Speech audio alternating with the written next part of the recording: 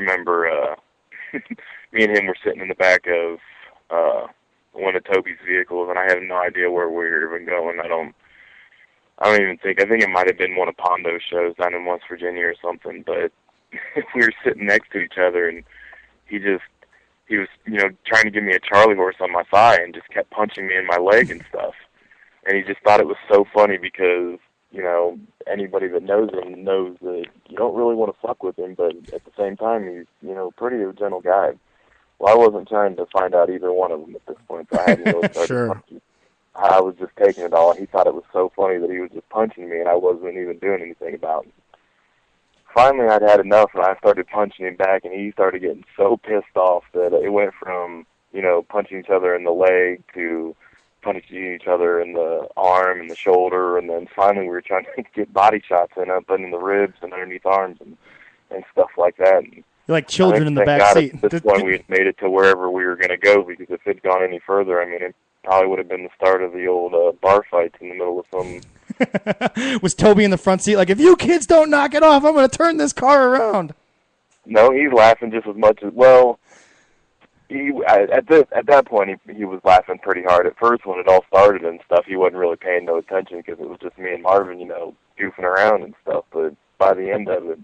But, he wasn't yelling or screaming about it. He couldn't even hardly keep his eyes on the road. He kept turning around and wanting to see what we were doing because we were punching each other so hard. Well, man, I know you're a busy guy and you got a lot of stuff going on getting ready for Marvin's viewing tomorrow. Once again, we'll post the information for if anyone wants to attend or if they want to donate and help. But before you go, are you wrestling these days? What are you doing? No. No? No. I work full-time. I got 2 kids, and I'm married now, so not that I don't want to, but I've had plenty of opportunities to step back in the ring, and, they've even got something local here in our town now that we haven't had in probably 15 years, and I've just gained a bunch of weight, and I don't feel comfortable in the ring right now. I keep telling myself I'm going to start hitting the gym again and get back into wrestling shape, but I've just never really had the motivation to do it. But coming December, they're going to have a memorial show for Marvin also, so I think I might have finally found the motivation that I need. Well, Brandon, I'll definitely say thanks, man. Thanks to you and Marvin, man. We had some good times with you guys and good matches, and I'm really sorry to see him go. I'm sorry for you and everyone around you too, man. Thanks. Yeah. All right. It still hasn't hit me completely. I'm sure, man. Well, like I said, we appreciate you taking time out to talk to us. I know it's a tough thing to talk about, but we appreciate you giving us a few minutes of your time, man. And stay in touch, and we wish you all the best going forward. Okay, bud? Thank you. You guys be safe, and I guess if nothing else you learn out of all this, don't be afraid to tell people how you do feel and whatnot. You never know when it's going to be the last time you talk. Sure. No, we totally get it, man. Well, thanks so much, Brandon. Take care, and we'll talk again soon. All right, thanks, guys. All right, brother. So there's Deranged. Like we said, the first guy we wanted to reach out to and get to talk. That was about arguably what I would assume is his best friend. And I don't know, in the circle of life how things go today, but as far as we knew in the wrestling, they were inseparable. Right, They're traveling together. You can tell. Like you said, they've wrestled each other numerous times, countless times. So, he's going to echo a thing. He's saying things that I think everyone's going to say about Marvin, and we've already kind of talked about that as well. How we feel about him, and that's going to be the prevailing theme. I don't think we're going to find someone that's going to come on here and say Marvin was a bad guy or ever did them wrong. I don't think there's a person out there that he ever wronged. Like we started out by saying how humble he is, and how much he wanted to learn and how much he wanted to be around the business, So you can't really say that. You can't. No one's gonna have that opinion because it just isn't there. Right. Yeah. No. Absolutely. So we're gonna go along here. We've got another guest lined up. Sal behind the glass today. He's actually on the road. We're gonna hear from him later. He's out actually finishing up I think he's getting a contract signed for our guest next Tuesday. Yeah. He said this job's getting so busy now. He's doing so much travel and he's stacked up his frequent flyers that he's finally going to go to Japan. Good for him. Yeah, he actually told me that. So What we're going to have now, the guy we're going to have on the line now is I believe he's the owner of Yakuza Radio. It's a very CZW friendly radio program. Okay. Friend of mine on Facebook, my boy J-Cat. J-Cat, you there? Yes, I am. What's up, man? How you guys doing? I'm good. How are you?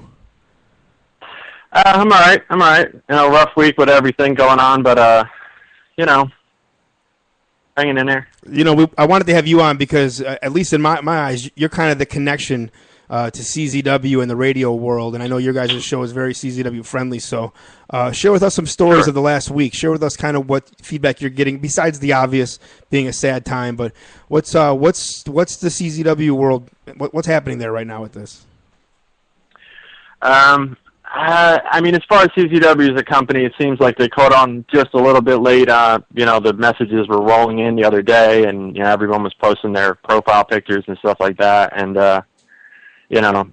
I'm not directly linked with the company, so Sure. I only know as a fan. But I saw his debut in CZW when he worked Beef Wellington at the Tournament of Death, so I was a big fan for sure. Sure. Now, are you guys over at Yakuza? Are you guys doing any kind of brain damage special or anything? Yeah, actually, tomorrow is complete, tribute to brain damage, and I got all sorts of people calling in, and tons of his friends and workers and everything else, and it's going to be pretty big tomorrow, I think, and just trying to tribute the guy. I mean, his presence in the ring, he was one of the baddest people, one of the scariest people you'd ever see in the ring, and then going on to meet, some of the people who worked with him and, were more on a friendship level with him, you actually learned what a humble guy he was. And it's amazing when you see a scary guy like that in the ring and then turn around and find out that this guy's an awesome, just laid-back dude. Sure. Go ahead. What CZW and brain damage, there was a time when he was the focal point of that company. He was the ace of the company, if you will. He was the most popular guy on the roster as both a babyface and a heel, wasn't he, if I remember correctly?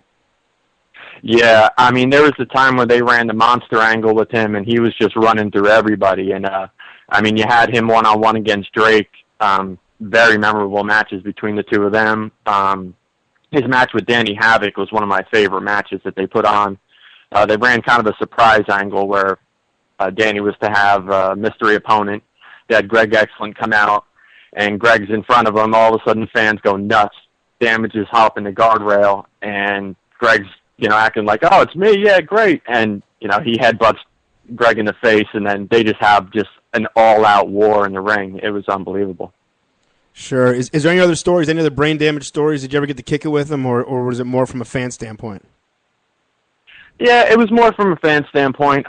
He was more, I did talk and still do talk with a lot of these guys and stuff, but he was more of a, kind of stayed to himself. Didn't really involve himself as, a really boisterous person, outside, like with the fans and stuff. He'd be as polite as humanly possible, any pictures he wanted, anything like that, but he really was just like a kind of a soft-spoken guy, which, again, came off as a complete surprise with his monster aura in the ring. Sure. You want to go ahead and pub where people can find you and find your show? Absolutely. I do Yakuza Kick Radio. It's tomorrow night, 9 p.m. Eastern Time. It's www.blogtalkradio.com/Yakuza. And, that's where you find me. One thing I wanted to say, if I can, and this is, again, from a fan standpoint, you guys know exactly what you're doing at all times, but the thing I kind of, in the loss of him, I keep thinking, what could be done. And the first thing that comes to mind is, what, you guys as wrestlers have to take care of yourself.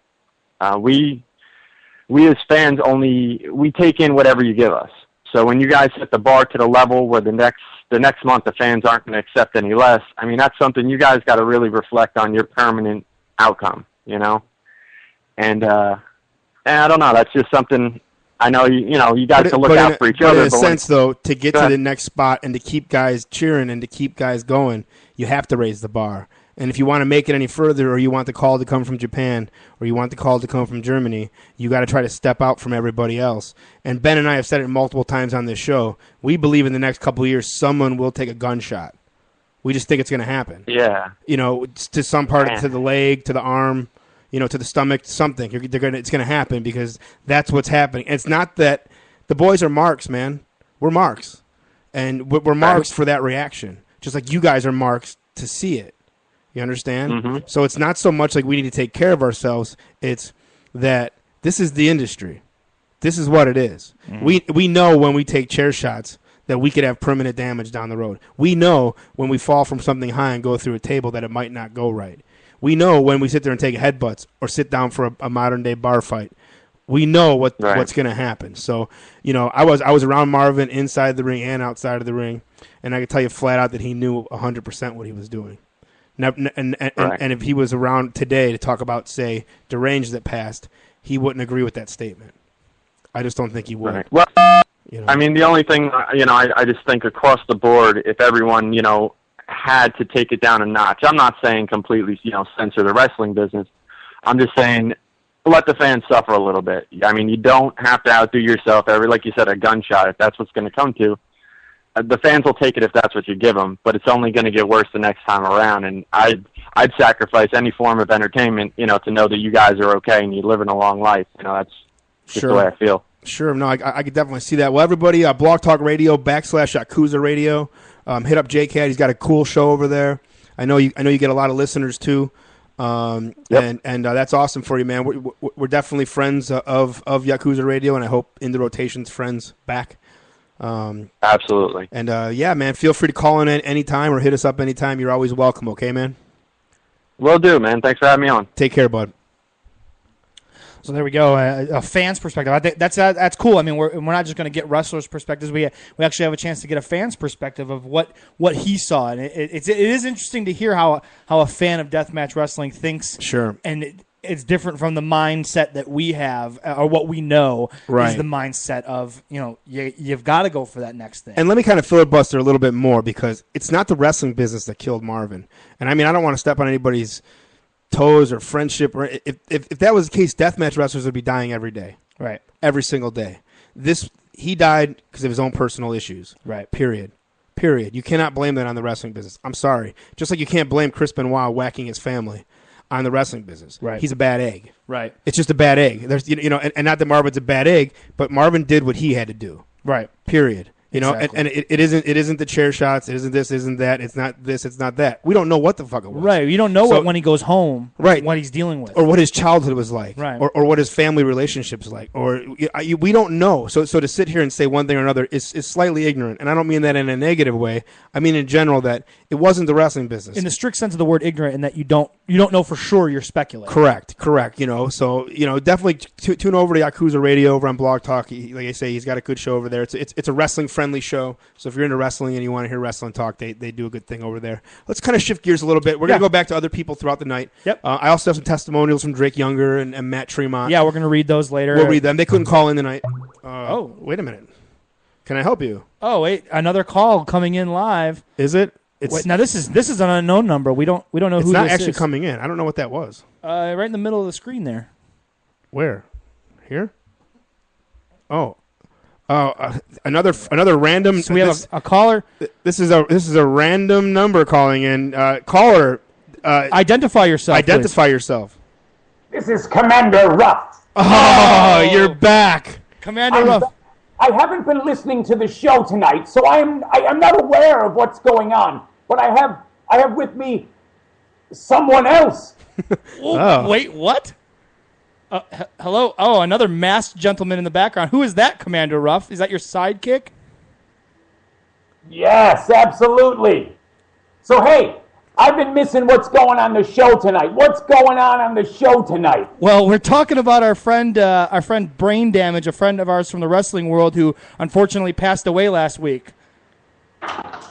Kind of a downer, isn't it, Commander Ruff? I know. Yeah, I'm sorry to hear this. I didn't know him. I don't think I knew him. I think that threw off your gimmick there, Commander. I'm supposed to be some form of comedy relief, and now we're talking. We fucked you up. I got a text that's going to save me. Listen, I need to tell you guys about Rough Me Up. That's RUFF Me Up. You need to find us